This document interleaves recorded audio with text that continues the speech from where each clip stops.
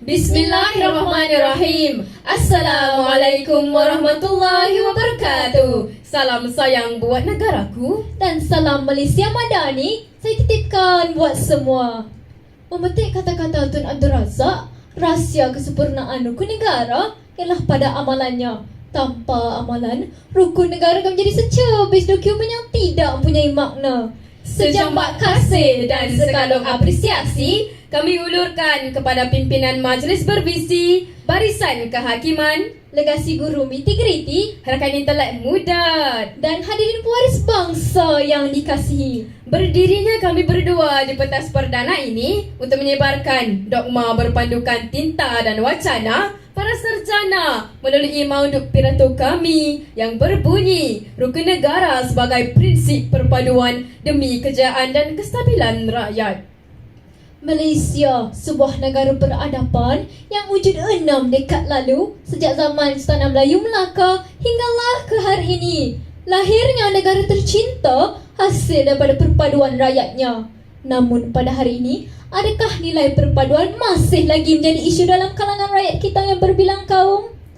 Bumi bertuah ini pernah merasa sakit, perit, menangis dan merintih kerana menyatukan warna kulit yang berbeza, agama yang berbeza, fahaman yang berbeza. Umpama menghela dari jala, rasa tegang dikedurkan, rasa kendur ditegangkan semula. Peristiwa berdarah 13 Mei 1969 merupakan satu titik hitam dalam sejarah negara Malaysia. Simbol rapuhnya perpaduan kaum serta tipisnya tahap kesabaran jika provokasi isu kaum berterusan. Peristiwa ini tetap relevan untuk diingati dan dicermati lugukan sejarahnya. Walaupun jumlah korbannya tidaklah mencecah puluhan ribu seperti tragedi ketupat berdarah di Indonesia, pergaduhan etnik di Maunde atau tragedi Fiji 1987. Kepelbagaian bangsa tidak hanya warna di atas fabrik, sebaliknya kepelbagaian ini merupakan benang-benang yang menyulam. Oleh itu, akna sebuah perpaduan mengajak kita untuk merungkai apakah wadah wasilah serta baris hikmah yang terbina dalam suatu bangsa. Rukun negara ialah sebuah ideologi yang telah menjadi teras panduan dan gagasan kebangsaan Malaysia. Rukun negara telah dibentuk pada 31 Ogos 1970 oleh Majlis Gerakan Negara, iaitu setahun selepas berlakunya tragedi 13 Mei 1999 yang telah menghancurkan ketenteraman dan perpaduan rakyat Malaysia. Ada 5 prinsip rukun negara, iaitu Kepercayaan kepada Tuhan, kesetiaan kepada raja dan negara, keluhuran perlembagaan, kedaulatan undang-undang, kesopanan dan kesusilaan. Prinsip yang pertama ialah kepercayaan kepada Tuhan. Setiap agama pastinya menyeru kepada kebaikan. Justru bagi insan yang beragama, pastinya mereka percaya bahawa melakukan perkara yang baik itu amatlah dituntut.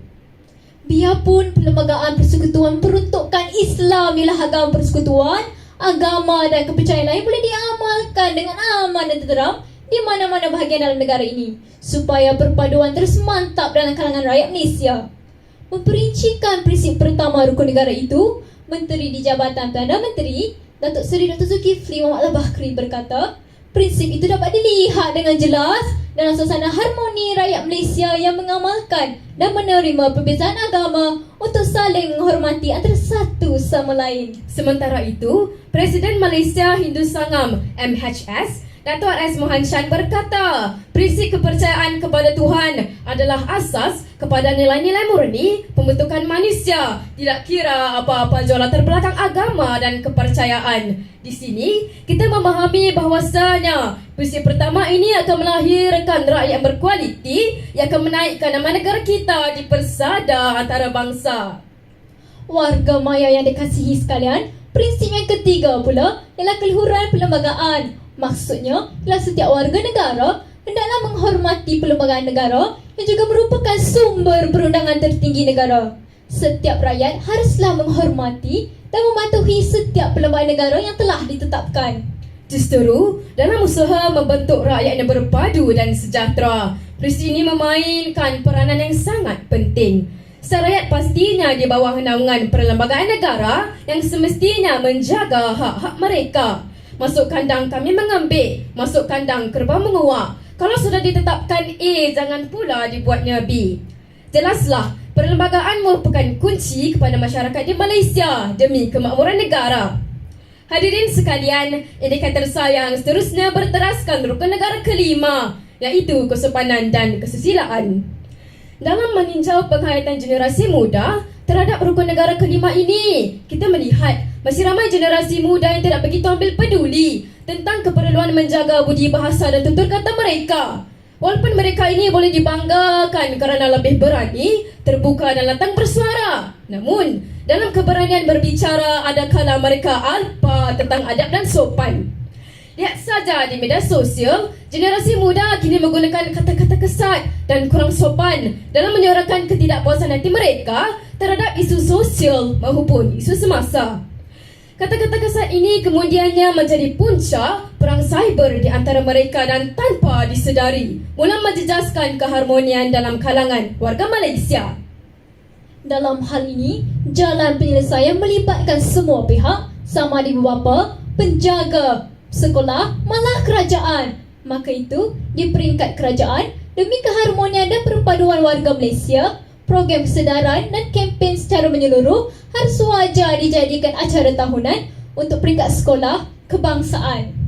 Hadirin sekalian, secara intihannya, ikatan persefahaman antara pelbagai kaum tidak terbina hanya dalam sekelip mata, namun memakan masa yang begitu lama. Bagi mewujudkan generasi kita, kini seharusnya lebih peka dengan rukun negara dan menghayati erti yang sebenarnya rukun negara. Ini kerana rukun negara bukan hanya untuk dihafal atau diikrarkan dan diterapkan dalam kehidupan kalangan warga negara Malaysia. Biar sesiapa pun kita, dari mana asal keturunan kita, rukun negara, biar kita pegang erat selamanya. Sekian, terima kasih.